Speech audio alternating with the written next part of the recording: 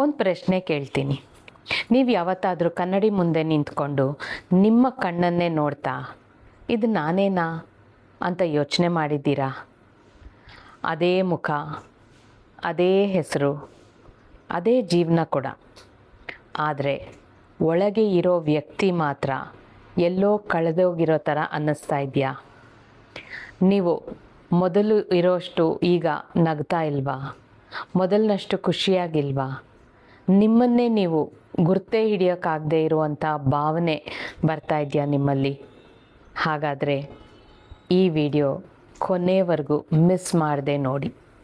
ಯಾಕೆಂದರೆ ಇವತ್ತು ನಾನು ಹೇಳೋವಂಥ ವಿಷಯ ನಿಮ್ಮ ಜೀವನನ ಬದಲಾಯಿಸಬಹುದು. ನಮಸ್ಕಾರ ಸ್ನೇಹಿತರೆ, ನಾನು ತ್ರಿವೇಣಿ. ಸ್ಥೈರ್ಯ ಕನ್ನಡಗೆ ನಿಮ್ಮೆಲ್ಲರಿಗೂ ಹಾರ್ದಿಕ ಸ್ವಾಗತ. ಕಳೆದ ಹಲವು ವರ್ಷಗಳಿಂದ ಸಾವಿರಾರು ಜನರಿಗೆ ಹೊಪೊನೊಪೊನೊ ಭಾವನಾತ್ಮಕವಾದ ಹೀಲಿಂಗು ಮತ್ತು ಇನ್ನರ್ ಸ್ಟೆಬಿಲಿಟಿಯ ಮೂಲಕ ಜೀವನದಲ್ಲಿ ಬದಲಾವಣೆ ತರೋದಕ್ಕೆ ಸಹಾಯ ಮಾಡ್ತಾ ಇದ್ದೀನಿ. ಈ ಚಾನೆಲ್ನ ಉದ್ದೇಶ ಒಂದೇ, ಹೊರಗಿನ ಯಶಸ್ಸಿನ ಜೊತೆಗೆ ಒಳಗಿನ ಶಾಂತಿಯನ್ನು ಕೂಡ ಪಡೆಯೋದು. ಸೊ ಇವತ್ತಿನ ವಿಷಯ ಪ್ರತಿ ಒಬ್ಬರ ಜೀವನಕ್ಕೂ ಸಂಬಂಧಪಟ್ಟಿರುವಂಥದ್ದು. ಹಾಗಾಗಿ ಈ ವಿಡಿಯೋವನ್ನು ಲಾಸ್ಟ್ವರೆಗೂ ಸಂಪೂರ್ಣವಾಗಿ ನೋಡಿ. ಇವಾಗ ನಾನು ಹೇಳೋದನ್ನು ಜಸ್ಟ್ ಹಾಗೆ ಇಮ್ಯಾಜಿನ್ ಮಾಡ್ಕೊಳ್ಳಿ. ಬೆಳಿಗ್ಗೆ ನೀವು ಕೆಲಸಕ್ಕೆ ಹೋಗೋದಕ್ಕೆ ರೆಡಿ ಆಗ್ತಾ ಇರ್ತೀರ. ಕನ್ನಡಿ ಮುಂದೆ ನಿಂತ್ಕೊಂಡು ಕೂದಲು ಸರಿ ಮಾಡ್ಕೊಳ್ತಾ ಇರ್ತೀರ.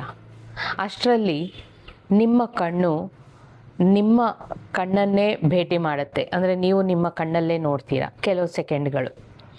ನೀವು ನಿಮ್ಮನ್ನೇ ನೋಡ್ತಾ ಇರ್ತೀರ.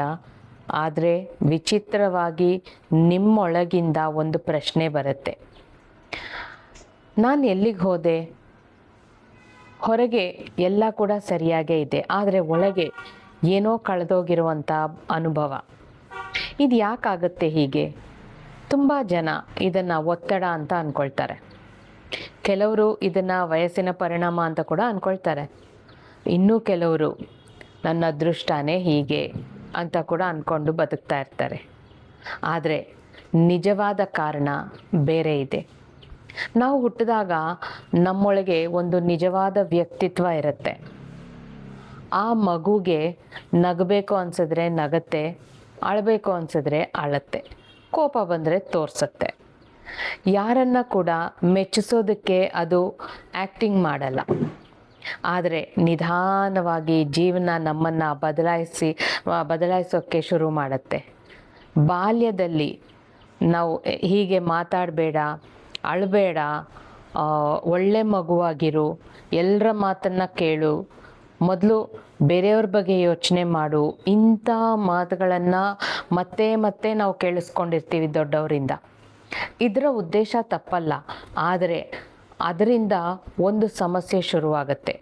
ನಾವು ನಮ್ಮ ಭಾವನೆಗಳಿಗಿಂತ ಬೇರೆಯವರ ಅಭಿಪ್ರಾಯಕ್ಕೆ ಜಾಸ್ತಿ ಮಹತ್ವ ಕೊಡೋಕ್ಕೆ ಶುರು ಮಾಡ್ತೀವಿ.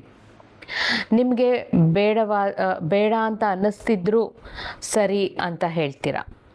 ನೀವು ಸುಸ್ತಾಗಿದ್ರೂ ಕೆಲಸ ಮಾಡ್ತಾ ಇರ್ತೀರ. ಮನಸ್ಸಿಗೆ ನೋವಾಗಿದ್ರೂ ಕೂಡ ನಗ್ತಾ ಇರ್ತೀರ. ಅಳಬೇಕು ಅಂತ ಅನ್ಸಿದ್ರು ಅಳಲ್ಲ.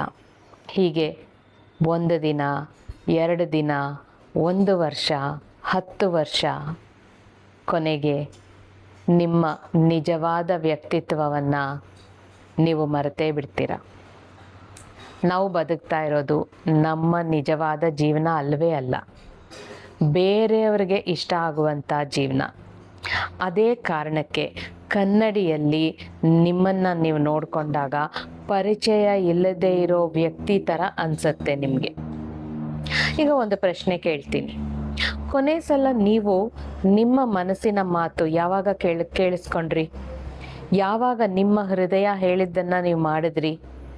ಎಷ್ಟು ಸಲ ಬೇರೆಯವರನ್ನು ಖುಷಿ ಪಡಿಸೋದಕ್ಕೆ ನಿಮ್ಮನ್ನು ನೀವು ನೋಯಿಸ್ಕೊಂಡಿದ್ದೀರಿ? ಇದನ್ನು ಒಂದು ಸೈಕಾಲಜಿಲಿ ಸೆಲ್ಫ್ ಅಬ್ಯಾಂಡನ್ಮೆಂಟ್ ಅಂತಾರೆ. ಅಂದರೆ ಸ್ವಂತ ಮನಸ್ಸನ್ನೇ ಬಿಟ್ಟು ಬಿಡೋದು ಅಂತ ಕರೀತಾರೆ. ಸೊ ಮುಂದಿನ ಸಲ ನಾನು ಈ ವಿಷಯನ ಇನ್ನೂ ಆಳವಾಗಿ ಹೇಳ್ತೀನಿ. ಒಬ್ಬ ವ್ಯಕ್ತಿ ಹೇಗೆ ತನ್ನ ನಿಜವಾದ ಗುರ್ತನ್ನು ಕಳ್ಕೊಳ್ತಾನೋ, ಆದ್ದರಿಂದ ಸಂಬಂಧಗಳು, ಹಣ, ಆರೋಗ್ಯ ಮತ್ತು ಆತ್ಮವಿಶ್ವಾಸದ ಮೇಲೆ ಹೇಗೆ ಪರಿಣಾಮ ಬೀರುತ್ತೆ, ಮತ್ತು ಹೊಪೊನೊಪೊನೊ ಮೂಲಕ ಅದನ್ನು ಹೇಗೆ ಗುಣಪಡಿಸೋದು ಅನ್ನೋದನ್ನು ಈಗ ನಾವು ನೋಡೋಣ. ಒಂದು ವಿಷಯ ಗಮನಿಸಿ, ನಾವು ನಮ್ಮನ್ನೇ ಕಳ್ಕೊಳ್ಳೋದು ಒಂದೇ ದಿನದಲ್ಲಿ ಆಗೋವಂಥದ್ದಲ್ಲ. ಇದು ತುಂಬ ನಿಧಾನವಾಗಿ ನಡೀತಾ ಇರುವಂಥ ಒಂದು ಪ್ರಕ್ರಿಯೆ. ಒಂದು ಸಣ್ಣ ಇಲ್ಲ ಮತ್ತು ಹೌದು ಅಂತ ಹೇಳೋದ್ರಿಂದ ಶುರುವಾಗತ್ತೆ. ಒಂದು ಸಣ್ಣ ನೋವನ್ನು ಒಳಗೆ ಮುಚ್ಚಿಟ್ಕೊಳ್ಳೋದ್ರಿಂದ ಶುರುವಾಗತ್ತೆ. ಒಂದು ಸಣ್ಣ ಕನಸನ್ನು ಬೇರೆಯವ್ರಿಗೋಸ್ಕರ ಬಿಟ್ಕೊಡೋದ್ರಿಂದ ಶುರುವಾಗತ್ತೆ. ಹೀಗೆ ಪ್ರತಿ ಸಲ ನಾವು ನಮ್ಮ ಮನಸ್ಸನ್ನು ನಿರ್ಲಕ್ಷ್ಯ ಮಾಡಿದಾಗ ನಮ್ಮ ಒಳಗಿನ ನಿಜವಾದ ವ್ಯಕ್ತಿ ಸ್ವಲ್ಪ ಸ್ವಲ್ಪವಾಗಿ ದೂರ ಆಗ್ತಾ ಇರ್ತಾನೆ. ಒಂದು ಉದಾಹರಣೆ ಹೇಳ್ತೀನಿ. ಒಬ್ಬರು ಲೇಡಿ ನನ್ನ ಹತ್ರ ಹೀಲಿಂಗ್ಗೆ ಬಂದಿದ್ದರು. ಅವ್ರಿಗೆ ಒಳ್ಳೆ ಫ್ಯಾಮಿಲಿ ಇದೆ, ಒಳ್ಳೆ ಗಂಡ, ಒಳ್ಳೆ ಮಕ್ಕಳು, ಹಣದ ಸಮಸ್ಯೆ ಕೂಡ ಇರಲಿಲ್ಲ ಅವ್ರಿಗೆ. ಆದರೆ ಅವ್ರು ಹೇಳಿದ ಒಂದು ಮಾತು ನನ್ನ ಮನಸ್ಸಿನಲ್ಲಿ ಇವತ್ತಿಗೂ ಉಳ್ಕೊಂಡಿದೆ. ಅವ್ರೇನು ಹೇಳಿದ್ರು ಗೊತ್ತಾ? ಮೇಡಮ್, ಎಲ್ರಿಗೂ ನಾನು ಬೇಕು, ಆದರೆ ನನಗೆ ಯಾರೂ ಇಲ್ಲ, ನನಗೆ ನಾನೇ ಇಲ್ಲ ಅಂತ ಅನ್ನಿಸ್ತಾ ಇದೆ. ಈ ಒಂದು ವಾಕ್ಯ ಸಾವಿರಾರು ಜನರ ಜೀವನದ ಕಥೆ ಆಗಿದೆ. ಅವರು ತಮ್ಮ ಜೀವನವನ್ನೆಲ್ಲ ಗಂಡನಿಗಾಗಿ ಬದುಕಿದ್ರು, ಮಕ್ಕಳಿಗಾಗಿ ಬದುಕಿದ್ರು, ಕುಟುಂಬಕ್ಕಾಗಿ ಬದುಕಿದ್ರು. ಆದರೆ ತಮ್ಮ ಹೃದಯ ಏನನ್ನ ಬಯಸ್ತಾ ಇದೆ ಅದನ್ನು ಕೇಳಿಸ್ಕೊಳ್ಳೋದಕ್ಕೆ ಸಮಯನೇ ಇರಲಿಲ್ಲ ಅವ್ರಿಗೆ. ನಿಮಗೂ ಹೀಗೆ ಅನ್ನಿಸ್ತಾ ಇದೆಯಾ? ಜನರು ಯಾಕೆ ಮುಖವಾಡ ಹಾಕ್ಕೊಳ್ತಾರೆ? ಯಾಕೆ ಅಂದರೆ ಅವರಿಗೆ ಒಂದು ಭಯ ಇರುತ್ತೆ ಒಳಗೆ. ನಾನು ನಿಜವಾಗಿಯೇ ಇದ್ದರೆ ಜನರು ನನ್ನನ್ನು ಒಪ್ಕೊಳ್ಳೋದಿಲ್ಲ ಅಂತ. ಹಾಗಾಗಿ ಅವರು ನಟನೆ ಮಾಡೋಕ್ಕೆ ಶುರು ಮಾಡ್ತಾರೆ. ನಗಬೇಕು ಅಂತ ಅನ್ನಿಸ್ತಿದ್ರು ನಗಲ್ಲ, ನಗಬಾರ್ದು ಅಂತ ಅನ್ನಿಸ್ತಿದ್ರು ಬಲವಂತವಾಗಿ ನಗ್ತಾರೆ. ಸಂತೋಷವಾಗಿ ಇಲ್ಲದಿದ್ದರೂ ನಾನು ಚೆನ್ನಾಗಿದ್ದೀನಿ ಅಂತಾರೆ. ಒಳಗೆ ಅಳ್ತಾ ಇರ್ತಾರೆ, ಹೊರಗೆ ನಗ್ತಾ ಇರ್ತಾರೆ.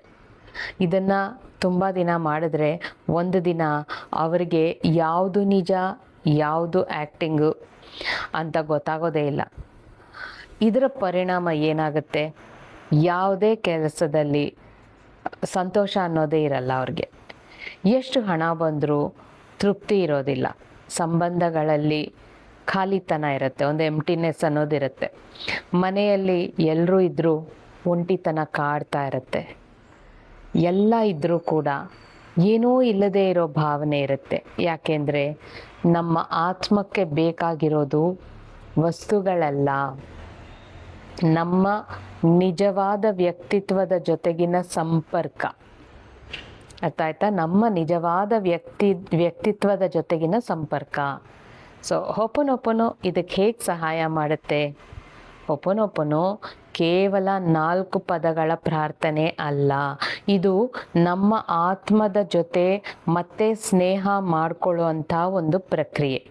ನಾವು ಐ ಆಮ್ ಸಾರಿ ಅಂತ ಹೇಳೋವಾಗ ನಮ್ಮನ್ನು ನಾವೇ ನಿರ್ಲಕ್ಷ್ಯ ಮಾಡಿದ್ದಕ್ಕೆ ಕ್ಷಮೆ ಕೇಳ್ತಾ ಇರ್ತೀವಿ. ಪ್ಲೀಸ್ ಫರ್ಗಿವ್ ಮೀ ಅಂತ ಹೇಳುವಾಗ ಎಷ್ಟೋ ವರ್ಷಗಳ ಕಾಲ ನಮ್ಮ ಹೃದಯಕ್ಕೆ ನಾವು ಮಾಡಿದಂಥ ನೋವಿಗಾಗಿ ನಾವು ಕ್ಷಮೆ ಕೇಳ್ತಾ ಇರ್ತೀವಿ. ಥ್ಯಾಂಕ್ ಯು ಅಂತ ಹೇಳುವಾಗ ಇಷ್ಟು ವರ್ಷ ನಮ್ಮನ್ನು ಬಿಟ್ಟು ಹೋಗದೆ ನಮ್ಮ ಒಳಗೆ ಉಳ್ಕೊಂಡಿರೋ ಆತ್ಮಕ್ಕೆ ನಾವು ಕೃತಜ್ಞತೆ ಹೇಳ್ತಾ ಇರ್ತೀವಿ. ಐ ಲವ್ ಯು ಅಂತ ಹೇಳಿದಾಗ ಮೊದಲನೇ ಸಲ ನಮ್ಮನ್ನು ನಾವು ಪ್ರೀತಿಸೋದಕ್ಕೆ ಆರಂಭಿಸಿರ್ತೀವಿ. ಇದು ಹೊರಗಿನವ್ರಿಗಾಗಲ್ಲ, ಇದು ನಿಮ್ಮ ಒಳಗಿನ ಮಗು ಅಂದರೆ ಇನ್ನರ್ ಚೈಲ್ಡ್, ನಿಮ್ಮ ಇನ್ನರ್ ಚೈಲ್ಡ್ಗಾಗಿ, ನಿಮ್ಮ ನಿಜವಾದ ವ್ಯಕ್ತಿತ್ವಕ್ಕಾಗಿ. ಒಂದು ಚಿಕ್ಕ ಅಭ್ಯಾಸ ಮಾಡೋಣವಾ ಈಗ?